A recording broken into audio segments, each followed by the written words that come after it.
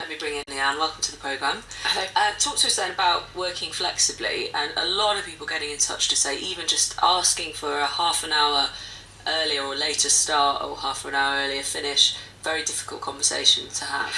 Yeah, what we decided to do at AccountsIQ was just completely change the whole language around flexibility.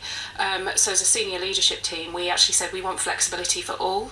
So it doesn't become something just for parents, it's for everybody within the business. And that was really, really key to sort of, demystify what flexibility was. And it comes very much from the top down. So our CEO is very, very present in his children's life, and he wants to pick them up from school some days. He wants to be there for various events that they're doing. So we said, let's offer it to all of our employees, and it's just been so great for productivity.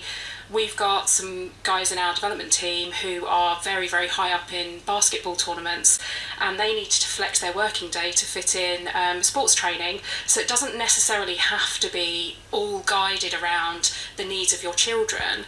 And by doing that, we've made everybody feel included, that they can have. Well, how do you know people just aren't skiving off, having a shower, Yeah. extra cup of tea, listening to the radio, I hope. I mean, I think you have to employ people that you trust, and if you don't trust them, you shouldn't employ them.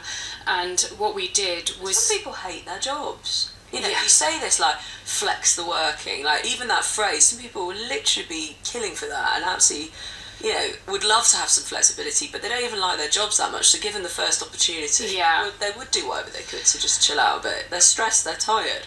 We have implemented a results-only work environment, so it's very results-driven. So it's really, really clear to managers very early on with flexibility. If you're not delivering what we've set you to deliver, then we've potentially got an issue that we've got to address.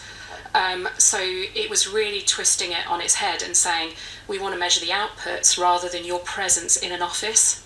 Okay, so for you yourself, do you take advantage of this?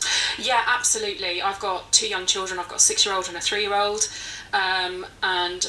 Tell us how it works for your working life. So my husband and I actually looked at our careers as a whole, rather than individually. So he flexed his morning so that he could do the school drop-off, and I flex my afternoon so that I'm there in the latter part of the afternoon, in the evening, because I like to be there when the kids get home from school. So we use that flexibility. And then do you log on later and do some work? Is that how that works? Or you get there earlier and do it? I get there slightly earlier, and I work a condensed week as well. And do you think that this is what businesses will have to be doing more and more, not just the really large ones, that in order to keep people and recognise men and women as parents, they have to do that? Yeah, it's really, really simple. There's a huge skill shortage. It's becoming more and more difficult to recruit, and people want balance in their lives. And if you want to employ and keep loyal staff, you have to be able to offer that as something intrinsic in your company.